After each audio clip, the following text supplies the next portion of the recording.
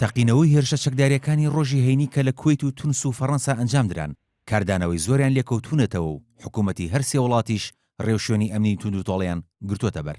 سەبارەت بە تەقینەوە خۆکوژیەکەی ناو مزگەوتی ئیمام سادق لە ناوچەی سەوابر لە کوێیت کە بەهۆیەوە 27 کەس کوژران و 227 کەسی تریش بریندار بوون کە سەرجەمیان نوێژ خوێن بوون، هێزە ئەمنیەکانی ئەو وڵاتە توانیویانە ژمارەیە کەس دەستگیر بکەن کە گومانیان لێ دەکرێت دەستیانە تەقینەوەکەی ئەو وڵاتەدا هەبوو بێت.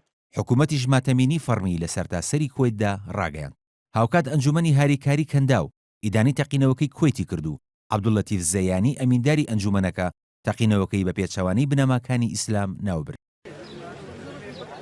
هەروە لە دوای هێرشە خۆکوژیەکەی بەردەم هۆتێل ئەمپریال مەرحەبا لە شاری سوسە لە تونس کە ئەویش ڕۆژی هەینی ئەنجام درا و بەهۆیەوە 39 کەس کوژران و 6 تریش بریندار بوون، حکوومەتی تونس بە مەبەستی گرتنەبەری ڕۆژشوێنی بەپەلە بۆ جێگێکردنی ئاسایش بڕیاریدا 8 مزگەوت لە ماوەی هەفتەیەکدا دابخات کە لە دەرەوەی یاسا چالاکی تیایاندا ئەنجام دەدرێن.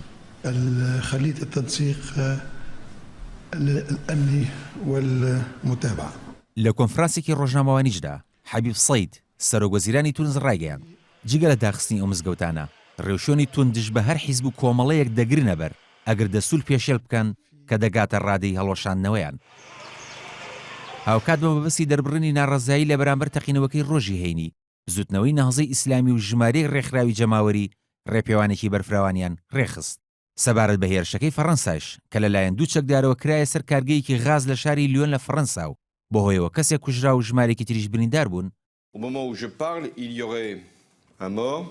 فرانسوا هۆلاند سەرۆکی ئەو وڵاتە لە کۆبوونەوەی لووتکەی ئەوروپا لە بروکسل ڕایگەیاند یەکێک لە ئەنجامدەرانی هێرشەکە دەستگیر کراوە و لێکۆڵێنەوەش لەگەڵیدا دەستی پێکردووە. هۆلاند وتیشی چەکداری دووەم کە هێرشی کردوتە سەر کارگەکە لەلایەن پۆلیسی ئاگر کوژاندنەوەوە کوژراوە.